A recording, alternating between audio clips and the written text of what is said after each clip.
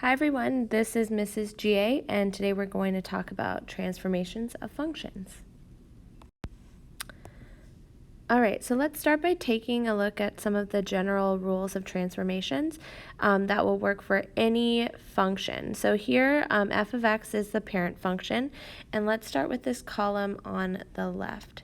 So you can see these all have a c value that is specifically affecting our x term. It's grouped with the x, so you'll notice that all of these transformations are horizontal in nature. So let's look at this first one. F of x minus c creates a horizontal translation, which is essentially just a shift to the right c unit. So be careful with this. If you're subtracting c, we are actually moving to the right c units.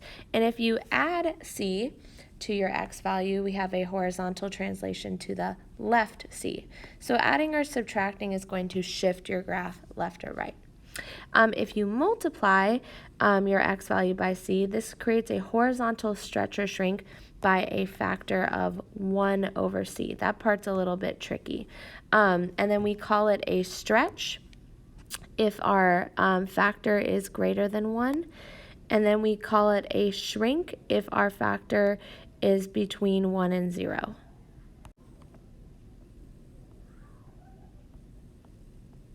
And there you have it. So just remember, if it's horizontal stretch or shrink, we have to take the reciprocal of the c value to find that stretch factor. And last, if you multiply your x value specifically by -1, it creates a reflection over the y-axis.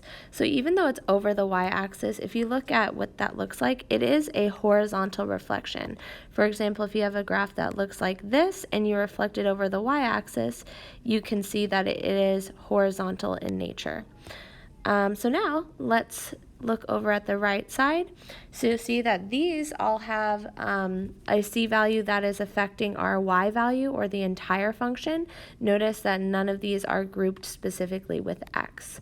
So if you add c to your entire function or to your y value, this creates a vertical translation up c, so it shifts your graph up. And if you subtract from your entire function, it translates your graph down by c units. If you multiply your entire function by c, it creates a vertical stretch or shrink by a factor of c. So this one you don't need to take the reciprocal of c, but same rule, if it's less than 1, it's a shrink, and if it's greater than 1, it's a stretch. And lastly, if you multiply your entire function or your y value by a negative, this creates a reflection over the x-axis. And again, even though it's over the x-axis, it is still vertical in nature. So if I reflect that over the x-axis, you can see that it's actually a vertical reflection. So these are the basic rules of transformations, and again, we can apply these rules to any type of function. So once you know the rules, you should really be able to graph just about anything as long as you know what the parent function looks like. Okay, so we're going to start by practicing describing the following transformations from this parent function, f of x equals x squared. So in this first one, I see two different transformations. I see that I'm multiplying my entire function by 2, and then I'm subtracting 3 from my entire function. So these are both going to be vertical. So that 2, we have a vertical stretch by a factor of 2. So remember, unless it's specifically grouped with x, it's going to be vertical. And here I can see that I'm going to shift down 3. Okay, let's look at this next one. Here, I'm going to start with the negative that's on the outside. So it's a vertical transformation, and that's going to be a reflection. So this reflects over the x-axis. Remember, if you multiply the entire function, it reflects over the x-axis. This, I know, is either going to move left or right. But you have to remember that when it's grouped with x, it moves in the opposite direction. So this is actually a shift to the left 5. Okay, Okay, and this last one here, again, this is grouped specifically with x, so it's going to move left or right. This one will actually shift to the right 1. And then since this is being added on the outside or to the entire function, this is going to shift up 7. So it will be really clear when you have some sort of horizontal transformation. It will be grouped specifically with your x value. Okay, let's try a few more. This time, our parent function is f of x equals sine of x. So here you can see that we have two different transformations again. First one, this is happening outside or to my entire function. So I'm going to call this a vertical, and this will be a shrink by a factor of 1/2. So since that factor is less than 1, we call it a shrink. And then I see that I'm specifically multiplying my x value by -1. So I know this is a reflection over the y-axis. So if you multiply the x, it actually reflects over the y-axis, but it is horizontal in nature. Okay, let's look down here.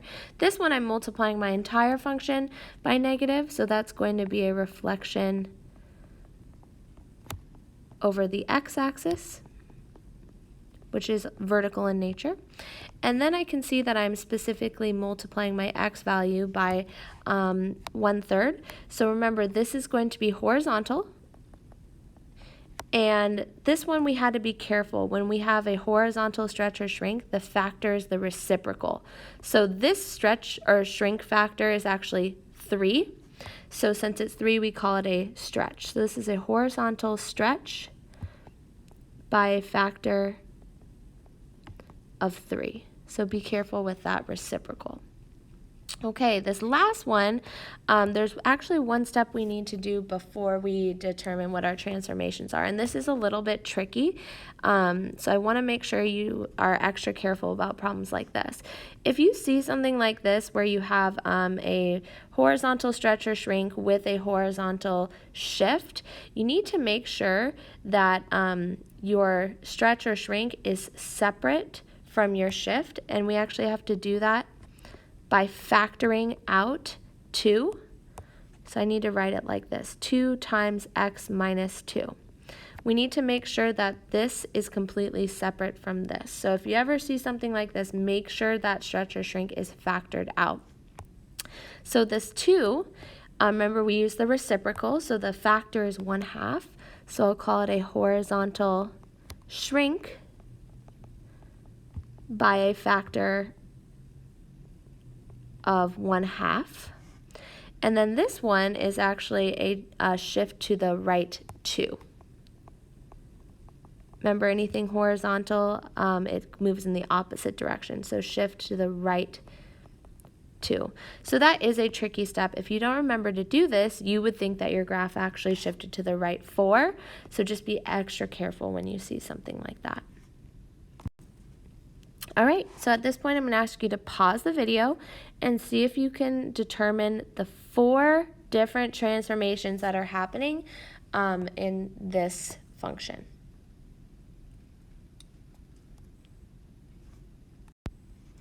All right, let's check your work. So I'm going to start with this negative. This negative is a reflection over the x-axis, which is vertical. This 3 is a vertical stretch by a factor of 3. This plus 2 actually shifts our graph to the left 2, and this minus 4 shifts our graph down 4. Okay, so now we're going to use our knowledge of transformations to sketch a picture of a parent function and a graph with a few transformations. So again, this is just a sketch, and its purpose is to give us an idea of what the graph looks like. It won't be super accurate, but it's just to give us an idea.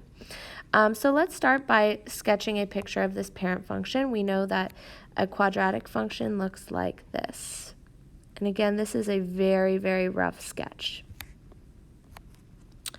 Okay, so now I'm going to look at my new function, and I'm going to describe the transformations to the right, and I'm going to perform those transformations as we go. So let's start with this. We're always going to start with multiplication when we see it. So that negative is going to be a reflection over the x-axis. Okay, so I'm going to show this next graph in blue. So a reflection over the x-axis would look like this. But then I see that we have a second transformation here, and that's the -6. So I see that this -6 is actually going to shift my graph to the right 6. Remember, it moves in the opposite direction. So then I'm just going to shift my entire graph to the right 6. And again, we're just estimating, and it's just a rough sketch, but it would look something like this. So just using transformations is useful for giving you an idea of what your graph should look like. And sometimes, depending on what you're doing, a rough sketch is good enough, but sometimes we will want a more accurate graph. Okay, let's try another one together. So here we have a new parent function. We have f of x equals the square root of x. So a square root parent function looks something like this. And if you aren't sure what the parent function looks like, just make a quick t-chart and you can quickly see that you have a graph that looks like this. So let's always start again with any multiplication that we see before we add or subtract. So let's talk about this negative. That's affecting specifically my x, which means it's going to be horizontal. And a horizontal reflection, remember, reflects over the y-axis. So we're going to reflect over the y-axis. So we're going to have something that looks like this. And then here I see that we're subtracting 3 from our entire function, which I know will shift our graph down 3. So this is shift down 3. So we can just move everything down 3 and it would look something like this. And again, this is just a rough sketch of what's happening, but it does give you a really good idea of what your graph will look like. Okay, so I'm going to ask you to pause the video and see if you can just sketch a rough picture of what this parent function and this new function look like with the transformations.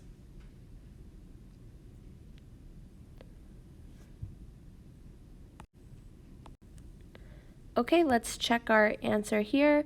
So you can see that we have 3 different transformations going on. First, we have a reflection over the x-axis, which is shown in red, and black is the parent function.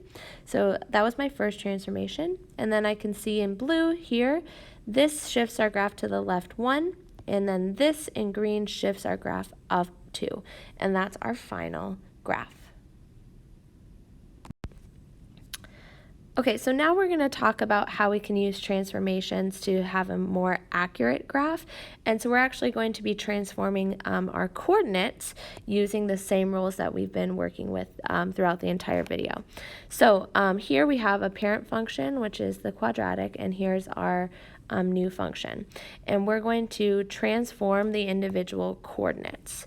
So first you're going to want to list out some coordinates from your parent function. So we can do -2, 4, -1, 1, 0, 0, 1, 1, and 2, 4. Okay, and then we're going to look at our equation and determine how these transformations will affect our coordinates. So I can see that this 2 in front, this is a vertical stretch, and this 2 here is a vertical shift. And then I can see that this 3 is a horizontal shift. So this 3 is the only thing that's going to affect our x value, and it's actually going to move our x value to the right 3. So that means that I'm going to add 3 to all of my x values, and then I'm going to multiply my y values by 2, and then add 2. So we always multiply first, so 2y, and then we add 2. So it's really just determining what affects x and what affects y, and how does it affect them. So now if I substitute my x and y values here into this, I will have my transformed coordinates. So here this would be negative 2 plus 3. Here it's 2 times 4 plus 2. So you can see that I substituted my x and y values into my rule for the transformation. And then what you get here is 110. And we can go through and do this for all of the coordinates. Okay, so you can see that I substituted all of my coordinates into my rule, and now I have my set of transformed coordinates. So now all you have to do is go over here and plot your coordinates. Okay, and here you can see that I plotted my coordinates, and then I get an upward facing parabola that has a vertex at 3, 2, which is what we expect, and it does follow our growth pattern adjusted for this vertical stretch. So there you have it. We can use our transformation rules to actually transform our individual coordinates. And here you see we have a much more accurate graph than just, a rough sketch that we were doing earlier. Okay, let's try another one together. So here our parent function is square root of x. So we can start with a few coordinates. So we can do 0, 0, 1, 1, 4, 2, and 9, 3. So notice I picked strategic points because it's a square root. And then we just have to decide, okay, how are these transformations affecting our x and y? So you see here that we are multiplying our x value by negative, so that's going to have the same effect to our x values in the coordinates. We'll multiply them by -1. And here, this is actually a vertical stretch by a factor of 2. So I actually need to multiply all of my x values by -2. You'll notice that there's no vertical transformation, so my y value actually stays the same. So I think the tricky thing here is remembering what this type of stretch or shrink actually does. This is by a factor of 2. Now I'm going to substitute my points and see what my transformed coordinates are. Okay, so here you can see that I substituted my x values here and that my y values, they just stayed the same. And then you can see my transformed coordinates to the right. So now all we need to do is plot our coordinates. Okay, so here you can see I plotted my coordinates. I didn't plot this last one because it went way off my graph, but whatever you manage to fit on your graph is fine. And there you have it. Okay, we're going to try one more together. So here, again, I'm going to start by filling in some coordinates from my parent function, which is x cubed.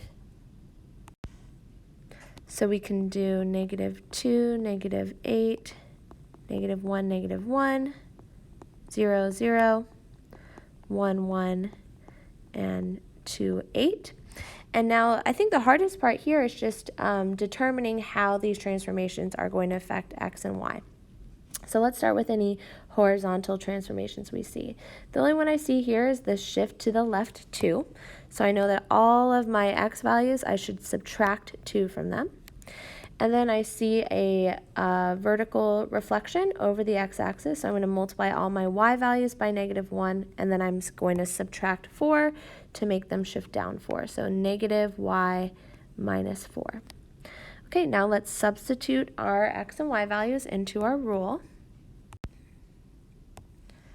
Okay, so let's have a look here. I substituted all of my x values and all of my y values into my rule, and I got my new transformed coordinates. So at this point, all we're going to need to do is plot the points. Okay, so go ahead and check your graph. This one went a little bit off our graph, but I just estimated where that was, and you do get that cubic shape function, which has been reflected and shifted to the left and down. Okay, so here's the last example. Please pause the video and give this one a try on your own.